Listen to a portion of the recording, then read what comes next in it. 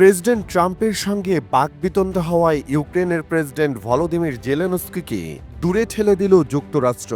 কিন্তু হতাশার গভীরে পৌঁছাবার আগেই জেলেনস্কিকে বুকে টেনে নিল যুক্তরাজ্য। জানা গেছে, ইউক্রেনের প্রেসিডেন্ট ভলোদিমির জেলেনস্কি ও যুক্তরাষ্ট্রের প্রধানমন্ত্রী কিয়ার স্টারমার লন্ডনে দ্বিপক্ষীয় বৈঠক করেছেন।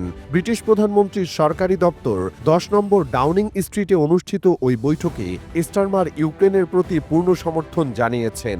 প্রেসিডেন্ট জেলেনস্কিকে তিনি বলেছেন, আমরা আপনার ও ইউক্রেনের সঙ্গে আছি। 2 মার্চ রবিবার এক প্রতিবেদনে এই তথ্য জানিয়েছে ব্রিটিশ সংবাদ মাধ্যম বিবিসি। মূলত ইউক্রেন পরিস্থিতি নিয়ে দেশটির ইউরোপীয় মিত্রদের সম্মেলনের আগে লন্ডনে বৈঠক সারলেন এই দুই নেতা। সেখানেই জেলেনস্কিকে পূর্ণ সমর্থন জানান স্টারমার। ওয়াশিংটনে গত শুক্রবার হোয়াইট হাউসে মার্কিন প্রেসিডেন্ট ডোনাল্ড ট্রাম্প এবং ভাইস প্রেসিডেন্ট জেডি ভ্যান্সের সঙ্গে বৈঠকে উত্তপ্ত বাক্য বিনিময়ের পর লন্ডনে যান জেলেনস্কি।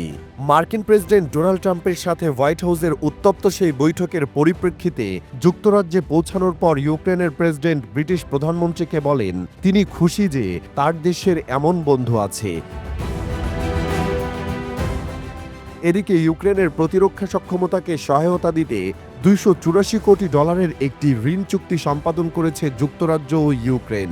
রাশিয়ার আটক রাখা সম্পদগুলোর লাভের অর্থ দিয়ে এই ঋণ পরিশোধ করা হবে।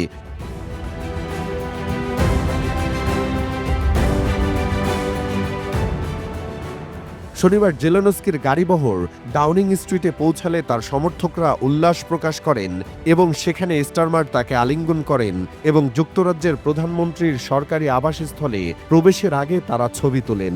এখানে স্টারমার প্রেসিডেন্ট জেলেনস্কিকে বলেন, আপনাকে এখানে এই ডাউনিং স্ট্রিটে অনেক অনেক স্বাগতম। তিনি আরও বলেন, যেমনটি আপনি বাইরে রাস্তায় উল্লাসধ্বনি শুনেছেন, গোটা যুক্তরাজ্য জুড়ে আপনার প্রতি সমর্থন রয়েছে এবং যতদিন লাগুক আমরা আপনার সঙ্গে ইউক্রেনের সঙ্গে রয়েছি।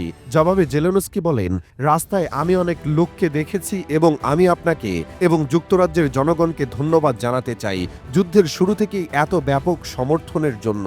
রবিবার রাজা তৃতীয় চার্লসের সঙ্গে দেখা করার কথা রয়েছে জেলেনস্কির।